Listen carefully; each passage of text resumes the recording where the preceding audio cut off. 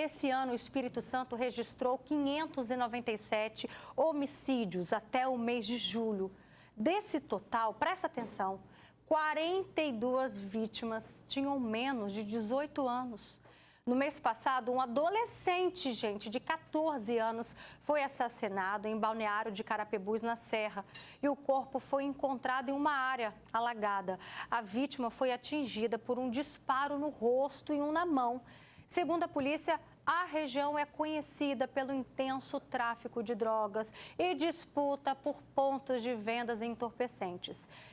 A gente para pensar, vamos fazer uma reflexão aqui? Estamos perdendo os nossos adolescentes, os nossos jovens para a criminalidade. E a gente vai trazer esse assunto. Participa com a gente. No nosso estúdio, eu recebo o especialista em segurança pública, Rusley Medeiros. Obrigada pela sua presença mais uma vez. Larissa Lobo, que é psicóloga, muito obrigada também pela sua contribuição. E a gente recebe aqui a Verônica. A Verônica, ela é uma mãe e ela entende muito bem essa dor porque ela perdeu recentemente o filho dela para o tráfico de drogas, não foi isso, Sim, Verônica? Tem 4 meses que ele faleceu, né? Vítima, assim, entre aspas, do tráfico de droga, porque quem matou ele era envolvido, porque ele era envolvido, mas não foi o tráfico, né? Foi os amigos que se diziam amigos dele que assassinam ele, entendeu? E o que motivou? Foi uma disputa? Olha, um deles, eu creio que sim, que gerou, que foi, no meu pensamento, o que gerou, como é que fala, o que começa a tramar a morte dele é um dos envolvidos, porque ele também era, né? Perde, no caso, lá na época, um cargo, e aí começa a tramar a morte dele, você entendeu? E chama os demais amigos que se diziam amigo dele, porque ele não tinha problema com ninguém.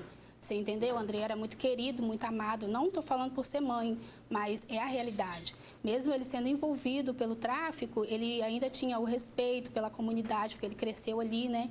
Então, o que eu fiquei surpresa ao descobrir foi que todos os envolvidos viviam dentro de casa. Entendeu? Eram amigos dele de pequeno, só o que trama a morte dele e o que assassina, que começou a aparecer na vida dele de uns 2 anos para cá. O resto não, o resto cresceram com ele.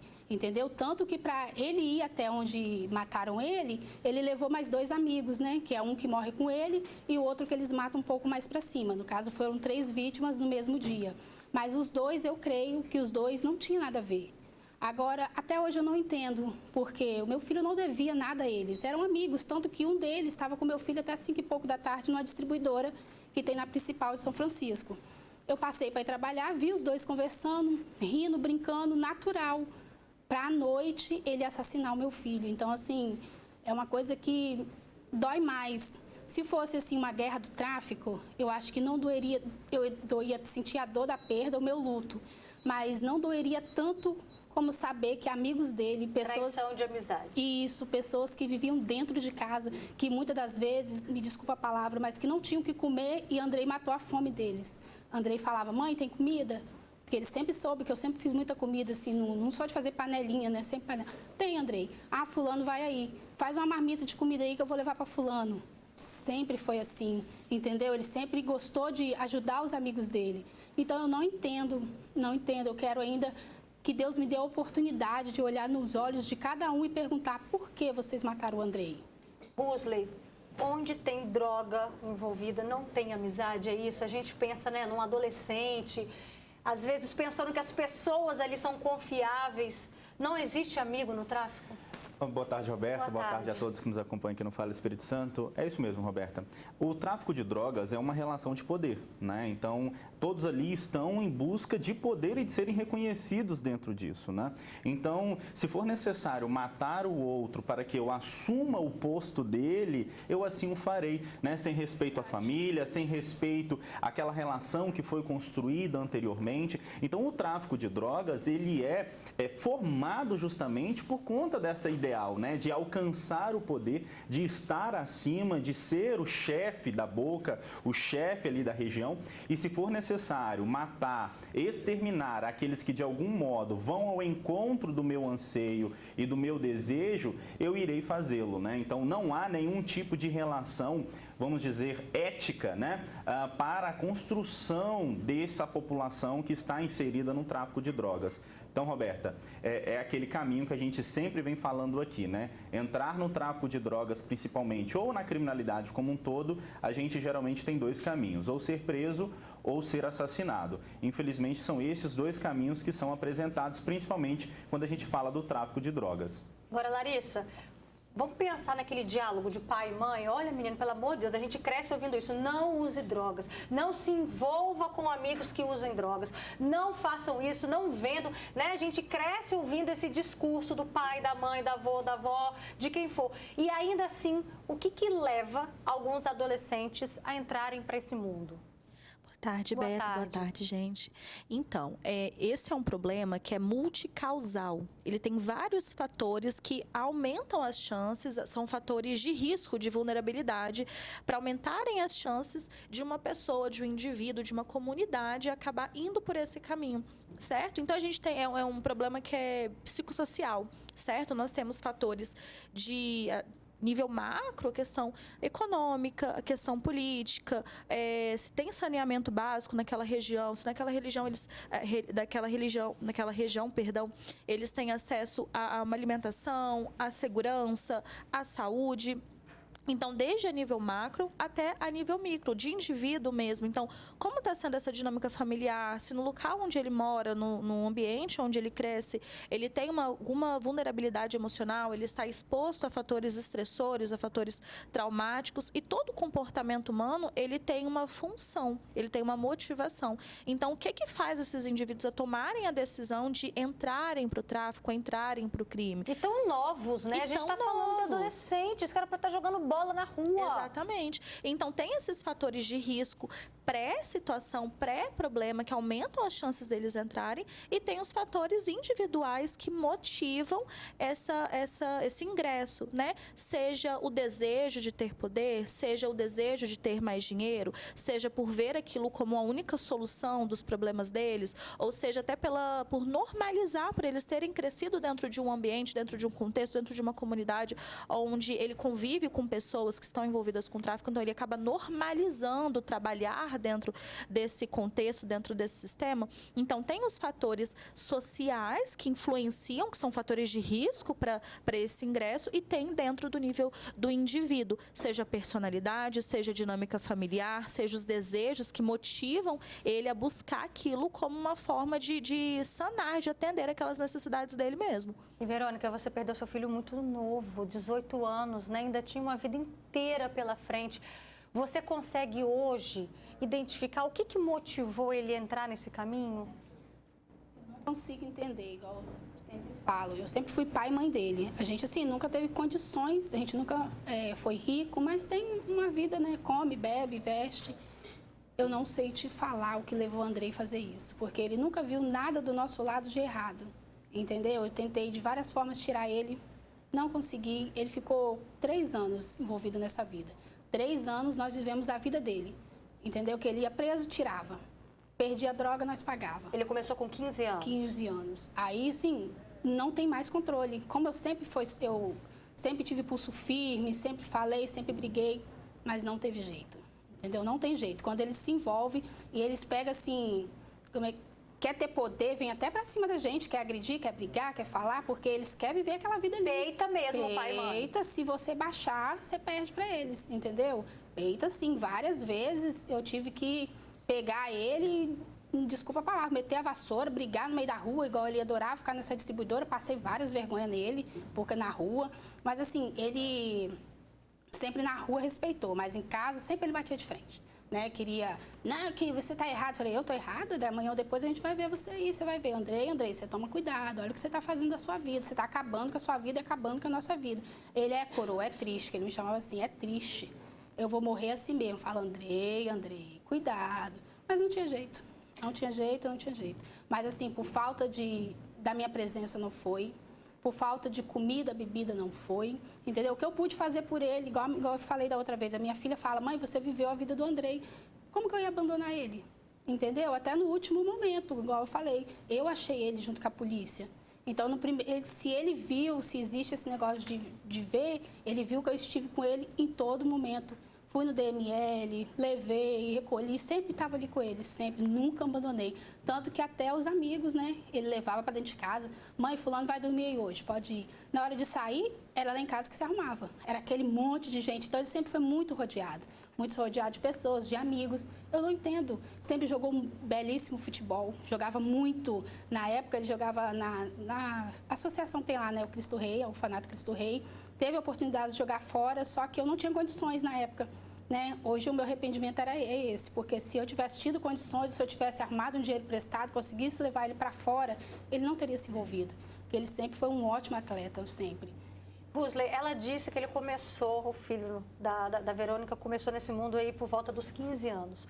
A gente sabe que há um grande interesse do tráfico por essas crianças, por esses adolescentes. Qual que é o papel deles? Eles são atraídos tendo o que em troca?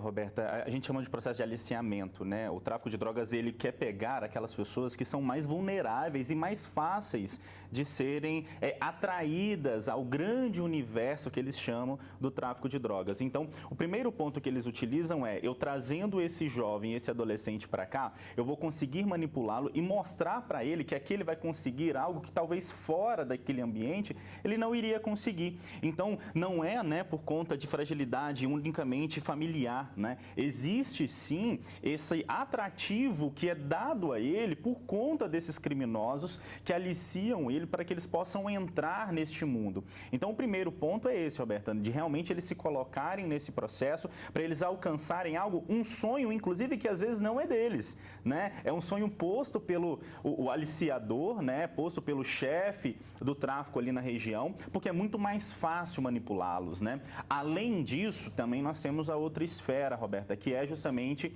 a ideia de punição desses jovens, né? A gente tem uma legislação que, de algum modo, ampara esses processos e é bem verdade que essa proteção ela precisa existir, sim, para garantir um bom desenvolvimento juvenil, mas a gente também sabe que isso gera certa impunidade dentro desse processo, garantindo, então, para esse jovem que ele se sinta fortalecido. E o discurso do aliciador é, calma, não vai dar nada não, se você for ficar preso, você vai ficar pouco tempo preso, você não vai sofrer nada, porque... Então, essa série de ações, a gente chama isso de ações endógenas e exógenas, né? Aquilo que é interno do indivíduo e aquilo que é externo a ele. Então, todos esses processos fazem parte da construção para levá-lo para o mundo do tráfico de drogas e vamos combinar, Roberta, quando não há políticas de segurança pública, políticas sociais nesses ambientes, a única coisa que eles querem é ser vistos. E ser vistos dentro do mundo do tráfico numa comunidade é o que há de mais próximo e palpável para ele. Então, certamente ele vai ingressar neste mundo,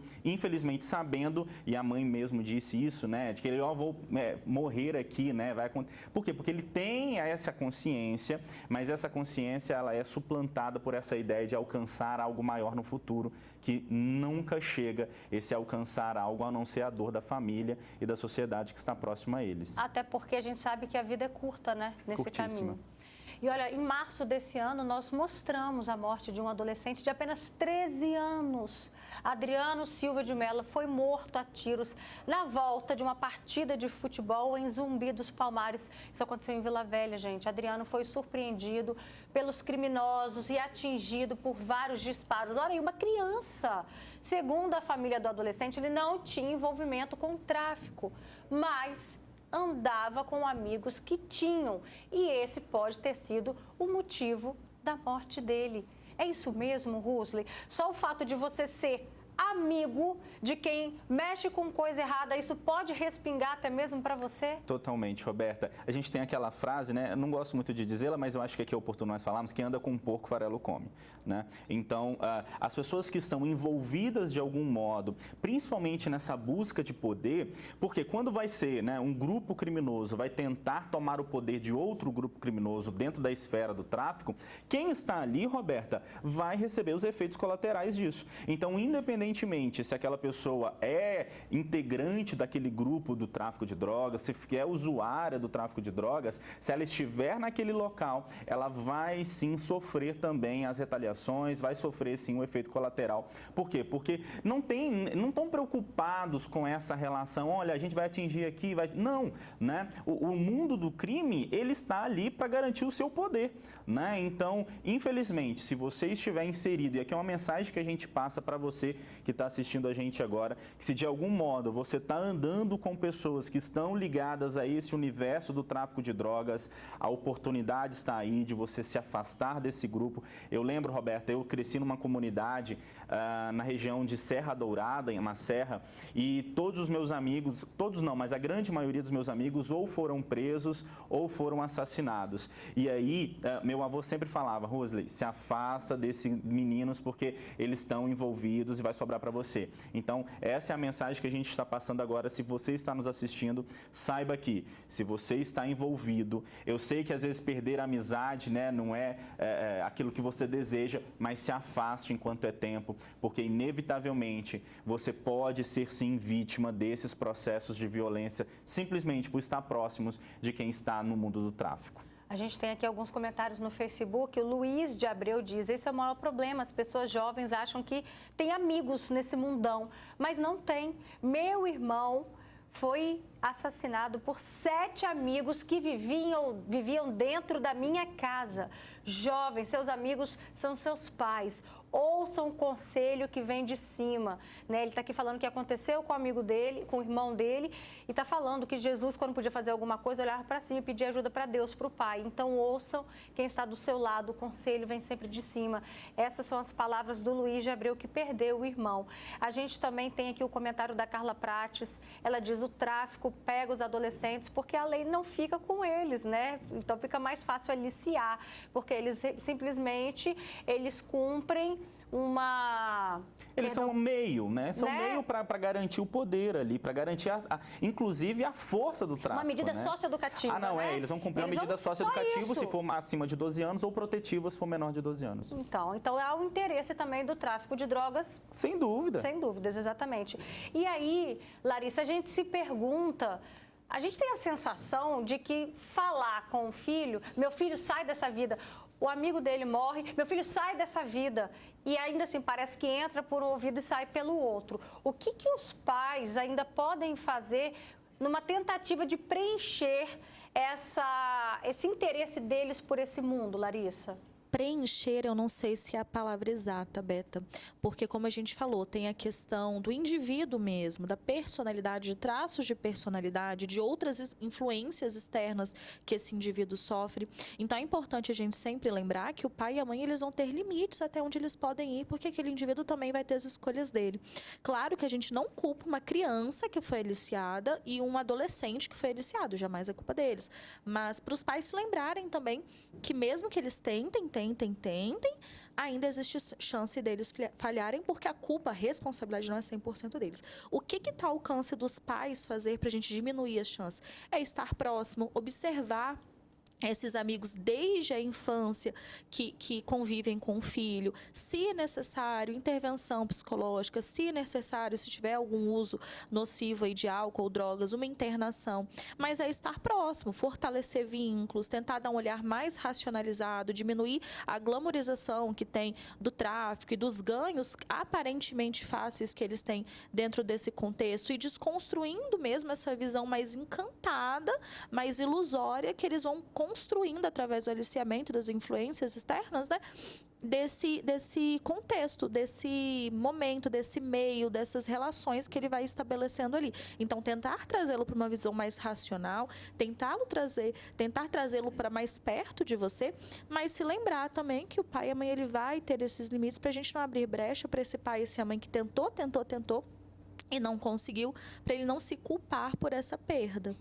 A Simone Alexandre também participa com a gente aqui no Facebook. Ela diz, perdi um irmão na época com 16 anos. Quando foi preso a primeira vez, assim que saiu, levamos ao psicólogo. Depois começou a entrar cada vez mais nas drogas e aconteceu de o matarem, né? Foram amigos que ele achava que eram amigos. Olha isso. o segundo relato aqui no Facebook, somando ao relato também da Verônica. Agora, você usou um termo, Larissa, você falou assim, um encantamento por esse mundo. Você percebeu que seu filho tinha um encantamento pelo mundo das drogas, Verônica? Sim, porque traz um pouco de poder, né? A pessoa, ainda mais se ela tiver um patamar melhor, assim, né? Tem vários patamares dentro do tráfico, né? Quando ele tem um patamar melhor, vamos botar assim, as meninas, né? Que é o que hoje chama eles, assim, que eles mais gostam, meninas bonitas, novas. Então, as meninas veem aquilo com outros olhos, então eles começam a se achar, né? Eles começam igual ele falava comigo, o pai tá bonito, olha só como é que o pai tá. Ele tinha essas conversas comigo, né? Inflava o ego, o poder. Aí ele falava, que isso, coroa, o pai é bonito, as novinhas ficam doidas. Ele sempre falava isso, porque realmente o tráfico traz esse olhar, né? Esse patamar, se a pessoa tiver, traz isso. E fora as amizades, aquelas rodas de amigos, aí você sempre é o centro das atenções, entendeu? Então, realmente acaba trazendo, sim, o poder, como se fala, né? A sensação de poder. Eu sou o cara, eu sou o melhor. Sim, traz sim, eu presenciei isso na vida dele, entendeu? Porque a gente está aqui falando, mas aí você de casa está se pensando, não, mas eu já dei tudo para o meu filho. Por questões materiais, não é porque eu dei tênis, eu dei celular, eu dei roupa. Por questões afetivas, eu fui super presente. Eu não entendo, mas às vezes esse desejo, esse poder atrai também, né, Rusli? É o poder que atrai, né? É essa ideia de achar que você vai ser alguma coisa. E isso acontece, Roberta, porque nós não temos outra coisa naquela região para que esses jovens, esses adolescentes possam se apegar. Então, não sei se é o caso, mas, por exemplo, quando a mãe diz, olha, ele tinha um momento ali de estar no futebol e eu não consegui fazer esse processo, então, ali seria um outro caminho. Mas não é, e não se culpe, mãe, porque não é função sua garantir o acesso a isso a ele, né? É função do Estado também, assim, agir, né? Então, as políticas sociais, elas existem para isso. Então, quando não se tem, Roberta, um outro caminho a ser seguido, então você está numa comunidade vulnerável, você está num espaço vulnerável, e aqui a gente está falando de uma população mais vulnerável no sentido econômico, mas a gente também não pode esquecer que existem também esses grupos que estão na classe média, na classe alta, mas qual que é a grande questão? Por que eles não são assassinados? Porque eles não estão justamente naquela região vulnerável, né? Eles estão protegidos nos condomínios, protegidos pelos seguranças, protegidos pelas cercas, e aquela população que está lá mais vulnerável socialmente, elas não têm um outro caminho. Então, essa relação de poder que a mãe trouxe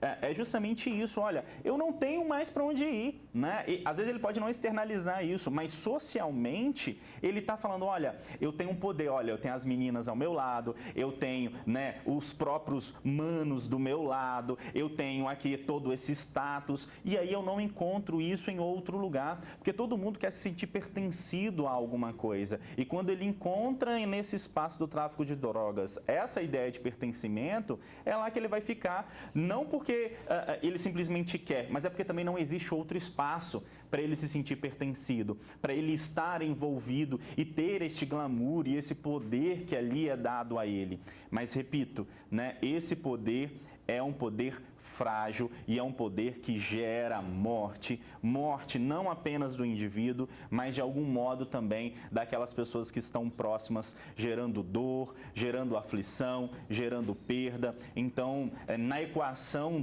do crime, não compensa, Roberta, de jeito nenhum você estar envolvido neste poder. Então, é preciso que a gente demonstre isso também, mas não apenas demonstrar isso, é preciso que a gente pense políticas sociais, mas não apenas pensar, Roberta. É preciso que a gente comece a implementar as políticas sociais, políticas de segurança pública, muito além de redes sociais, muito além de falas, mas que sejam capazes de gerar pertencimento aos nossos jovens e aos nossos adolescentes nas comunidades. Tá aí a importância, né, dos projetos que realmente gerem identificação.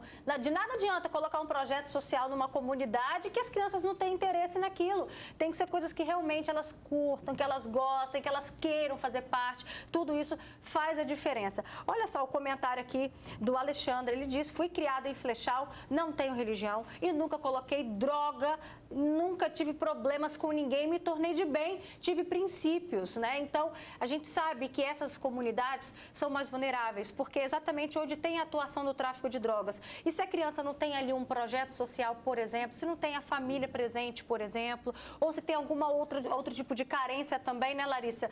Que ela também acaba que naquela área ela se torna mais vulnerável.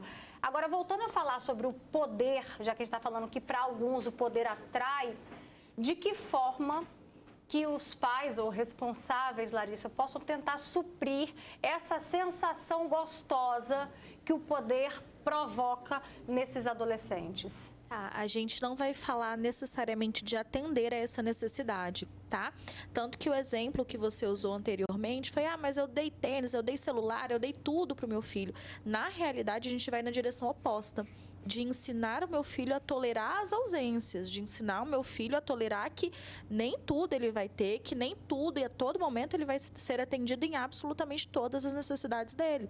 Porque ele precisa aprender, nós, enquanto indivíduos, nós precisamos, é saudável e é um fator de proteção, que eu aprenda a lidar com as minhas frustrações e com as minhas necessidades não atendidas.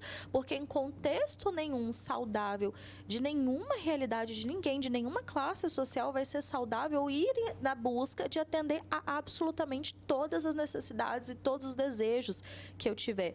Então, não é como eu posso atender a essa sensação de poder, porque a sensação de poder que o tráfico dá, eu tenho sérias dúvidas se em algum lugar a gente vai conseguir suprir isso, porque é uma sensação de poder que é disfuncional, que é perigosa, não é saudável para indivíduo nenhum ter aquela sensação de poder. É o oposto, a gente tentar ensiná-lo a lidar justamente com a ausência daquilo, de que aquilo é o saudável, que o saudável é o conseguir lidar de uma forma saudável, aceitar, não sentir tanto essa necessidade, e me enxergar como indivíduo ali dentro de um funcionamento natural da sociedade, sem eu precisar estar acima ou abaixo de ninguém. Então, trabalhar para que os meus filhos, a minha família e até a mim mesmo, que a gente compreenda que é natural e faz parte eu não ter todas as minhas necessidades atendidas em absolutamente todos os momentos. Perfeito, isso começa desde a primeira infância, né?